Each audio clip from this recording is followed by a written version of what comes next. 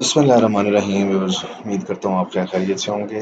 Last lectures में हमने अपना रिग्रेशन एनालिसिस को डिस्कस किया और इसमें जो रिग्रेशन कोफिशिएंट है, the regression coefficient often denoted by B represent the slope of the regression line that best fits the given set of data points, or especially if you have a dependent variable y on an independent variable x, the regression coefficient b can be computed using the following formula। और ये आपके पास वो regression coefficient का formula है जो कि हमें basically slope बताएगी, यानी sum of x i minus x bar into x y minus y i minus Y bar divided by sum of x i minus x bar का स्क्वायर। तो ये x ऑन y है, तो जब y on x होगा तो नीचे वाला टर्म चेंज हो जाएगा, यानी नीचे x की जगह y i minus Y bar x का होल स्क्वायर आएगा। तो ये लास्ट टाइम की डिस्कशन थी और आज का जो हमारा टॉपिक है, आज हम एक नया चैप्टर स्टार्ट कर रहे हैं। इसमें जो आपका होगा नया चैप्टर है हमारा इन्फरेंसेस का, और इन्फरेंसेस जो है आपके पास यानी स्टैटिस्टिकल ब्रांच है। एक आपका डिस्क्रिप्टिव पार्ट था और दूसरा आपका इन्फरेंशियल पार्ट है। तो बेसिकली इस टॉपिक में जो मेन इम्पोर्टेंट प्रॉब्लम है वो ये है कि आपके पास डेटा कलेक्ट हो गया, डेटा को आपने अरेंज किया डिफरेंट फॉर्म में, टेबुलर फॉर्म में, ग्राफिकल फॉर्म में, और साथ ही साथ आपने उसको डायग्रामेटिक फॉर्म में। जब आपने वो डेटा प्रेजेंट किया, सेकंड स्टेप है आपके पास कि उसको एनालाइज करना, जिसमें आपके पास सेंट्रल टेंडेंसी थी और मेजर्स ऑफ डिस्पर्जन। उसके बाद जो नेक्स्ट स्टेप होता है कि आपने किसी भी फिनोमिना में, किसी भी डिस्कशन में, जब आपके पास कोई वेरिएबल्स हैं तो उन वेरिएबल्स को कैसे कोरिलेट करना है। उसके बाद फाइनल इन्फरेंसेस में आपके पास जो फाइनल स्टेप होता है, अगेन इस टॉपिक के इस चैप्टर में दो ही इम्पोर्टेंट प्रॉब्लम है। एक प्रॉब्लम आपका होगा टेस्टिंग ऑफ हाइपोथेसिस का, और दूसरा आपका जो प्रॉब्लम है वो एस्टिमेशन का है। यानी कोर कंसेप्ट ये है कि आपने एस्टिमेशंस करनी है सैंपल के बेस के ऊपर पॉपुलेशन के लिए।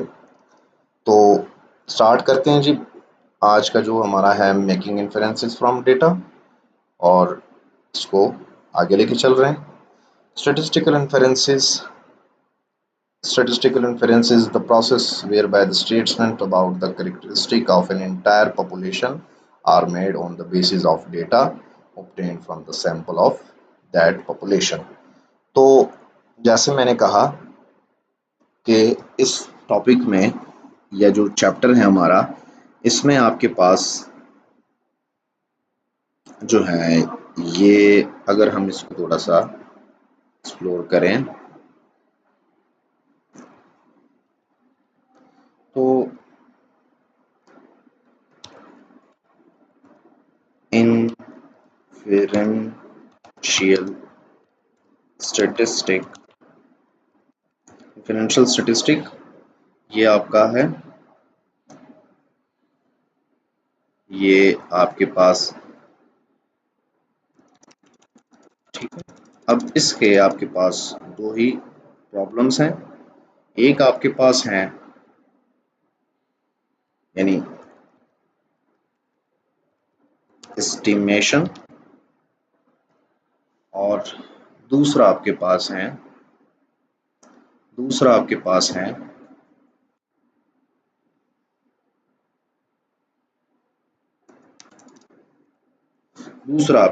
है टेस्टिंग ऑफ हाइपोथेसिस। ठीक है, हाइपोथेसिस। तो इस चैप्टर में जो है दो ही इंपॉर्टेंट प्रॉब्लम है, एस्टिमेशन और टेस्टिंग ऑफ हाइपोथेसिस।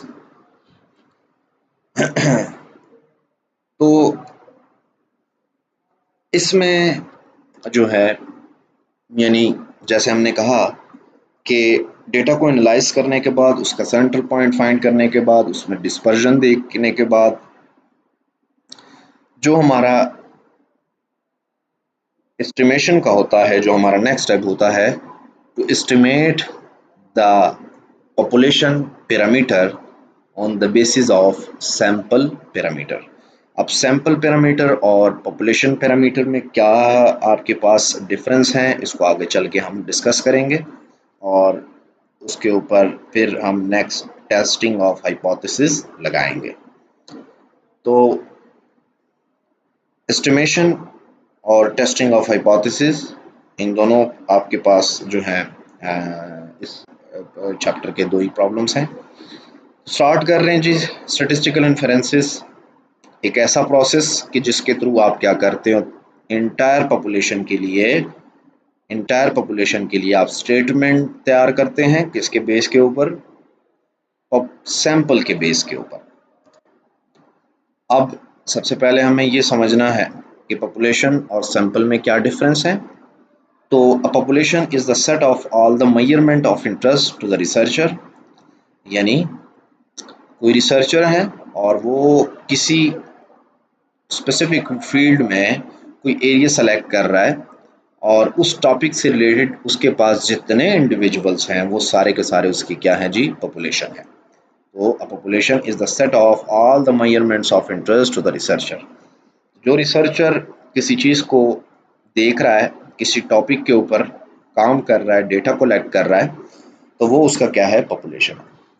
सैंपल क्या है? सैंपल आपके पास सैंपल आपके पास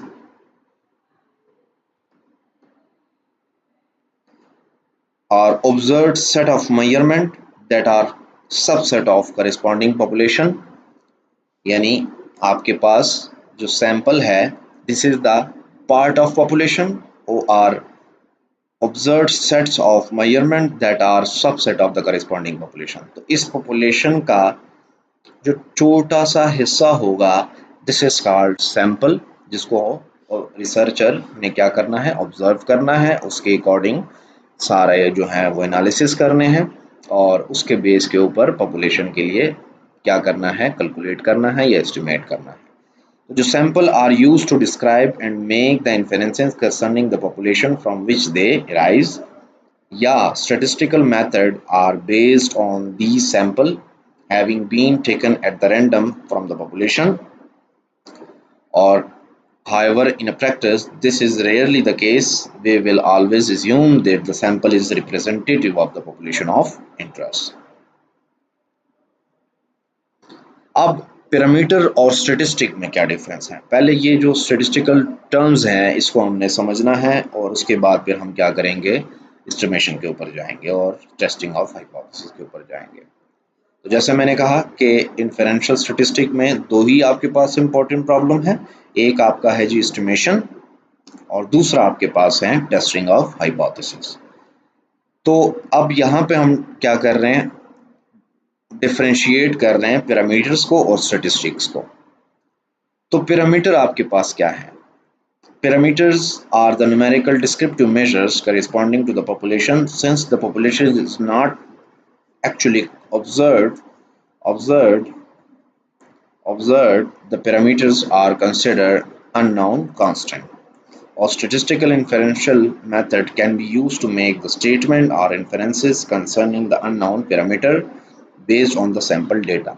Inferences का बार बार ये वर्ड्स यूज हो रहा है। Inferences का मतलब होता है टू फाइंड आउट, कंक्लूजन, ठीक है? कंक्लूजन जो है दिस इज कॉल्ड इन्फरेंसेस। तो हमने क्या करना है? सैंपल के बेस के ऊपर पॉपुलेशन के लिए कंक्लूड करना है, उसके लिए कंक्लूजन ढूंढनी है कि जो चीजें आपकी सैंपल के ऊपर हैं वही आपके पॉपुलेशन के लिए। तो पैरामीटर में क्या डिफरेंस है? यानी पैरामीटर क्या होगा? वो स्टैटिस्टिकल मेजर्स या वो स्टैटिस्टिकल टेक्निक जो पॉपुलेशन के लिए एस्टिमेट हो दिस इज कॉल्ड पैरामीटर। और आपके पास जो स्टैटिस्टिक है are the numerical descriptive measures corresponding to the sample. Since samples are random subset of the population, statistics are random variable in the sense that the different sample will yield the different values of the statistic. तो यहाँ पे मैं आपको फर्ज समझाऊं कि जो आपके पास यहाँ पे अगर हम देखें डिफरेंस हम फाइंड कर रहे हैं स्टेटिस्टिक वर्सेस पैरामीटर में क्या डिफरेंस है, इसको हम देख रहे हैं। अब इसमें यानी जो स्टेटिस्टिक है,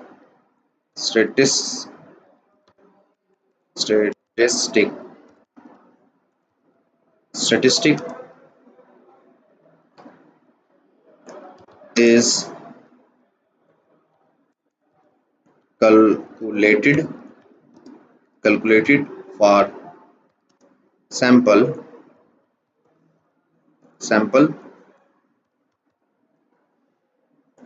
और इसकी एग्जांपल मैं आपको दूं तो जो आपके पास मीन है, जैसे हम x बार से डिनोट कर रहे हैं,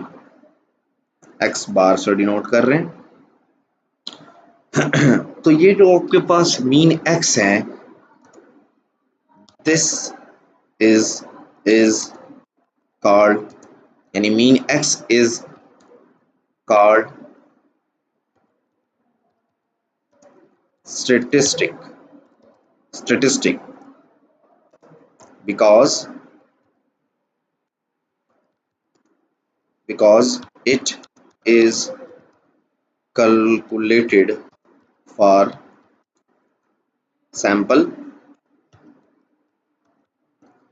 तो जो स्टेटिस्टिक होता है यानी मीन, आपके पास एक स्टेटिस्टिक है, स्टैंडर्ड डिविएशन आपके पास एक स्टेटिस्टिक है, ठीक है। Standard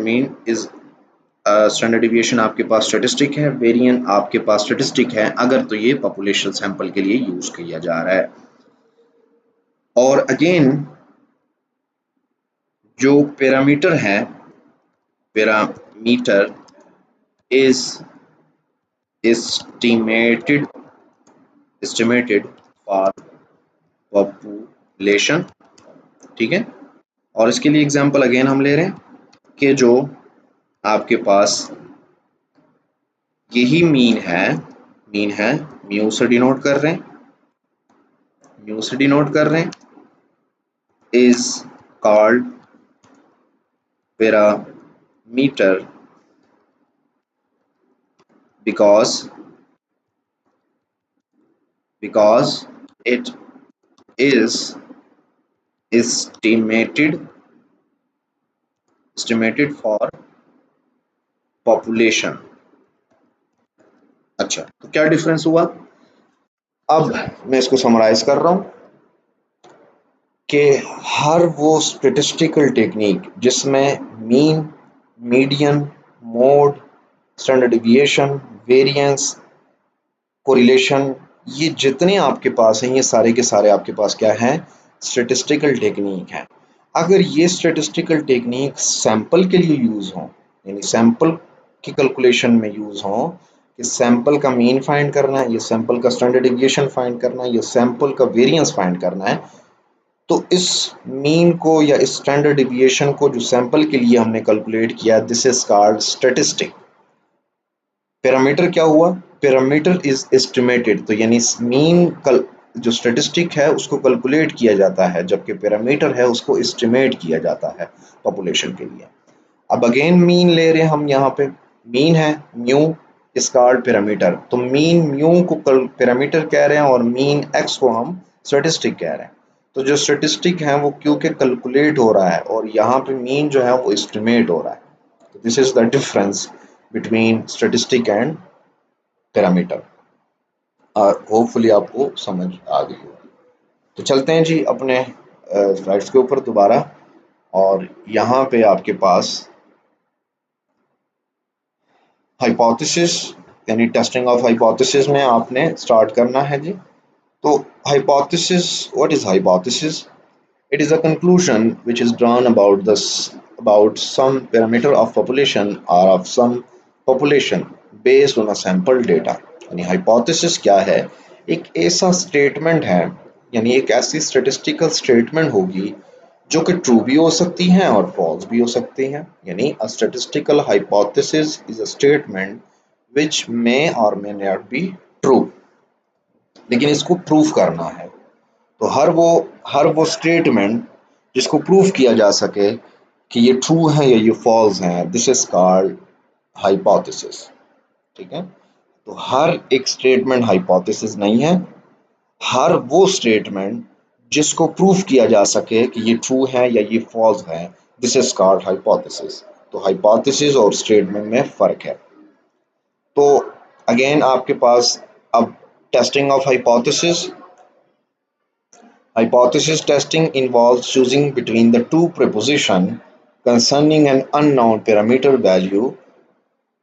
The proposition will be the mean are equal या the mean are not equal, यानी no drug effect or drug effect, that the mean differ drug effect। ठीक है, तो इसका मतलब क्या है कि जो टेस्टिंग ऑफ हाइपोथेसिस है वो एक ऐसा प्रोसीजर है कि जिसमें आपने क्या करना है, दो स्टेटमेंट या दो प्रोपोजिशंस को क्या करना है, टेस्ट करना है कि आइदर पहली स्टेटमेंट ट्रू है या दूसरी वाली स्टेटमेंट आपकी ट्रू है या फॉल्स है।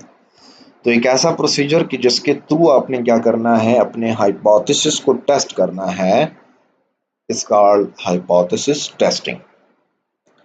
We work under the assumption that there is no drug effect and will only reject that claim if the sample data gives us the sufficient evidence against it in a favor of claiming the drug is effective। इसका मतलब क्या हुआ कि हम इस assumptions के साथ चलते हैं कि जो हमारा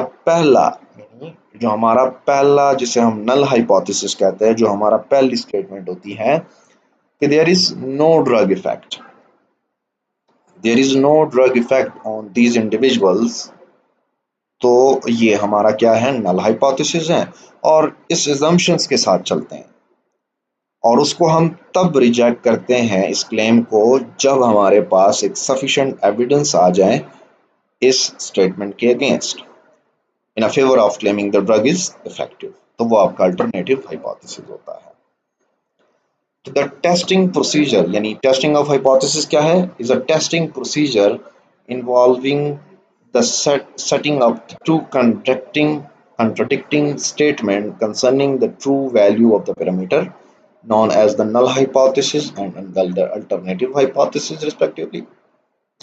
यानी टेस्टिंग ऑफ हाइपोथेसिस आपके पास एक ऐसा प्रोसीजर कि जिसके थ्रू आपने क्या करना है, कंट्राडिक्ट करना है, कंट्राडिक्शन लेके आनी है किसी स्टेटमेंट के रिगार्डिंग, यानी नल हाइपोथेसिस या अल्टरनेटिव हाइपोथेसिस के अगेंस्ट कंट्रडिक्शन लेके आनी है, उसको प्रूव करना है कि ये ट्रू नहीं है। तो we assume the null hypothesis is true and usually but not always wish to show that the alternative is actually true। After collecting the sample data, we compute the test statistic which is used as evidence for or against the null hypothesis। तो हम फिर क्या करते हैं, एक पूरा procedure है, उसको आगे चल के डिस्कस करेंगे कि जिसमें हम फिर क्या करते हैं, टेस्ट स्टेटिस्टिक लगाते हैं और उस स्टेटिस्टिक की वजह से, उस टेस्ट स्टेटिस्टिक की वजह से हम कंक्लूड करते हैं कि हमारा कौन सा हाइपोथेसिस ट्रू है और कौन सा हाइपोथेसिस हमारा फॉल्स है। उम्मीद करता हूँ आप लोगों को ये डिस्कशन समझ आ गई होगी, और अगर कहीं पे कोई कंफ्यूजन है तो आप कमेंट्स में इसको मेंशन करें। Thank you.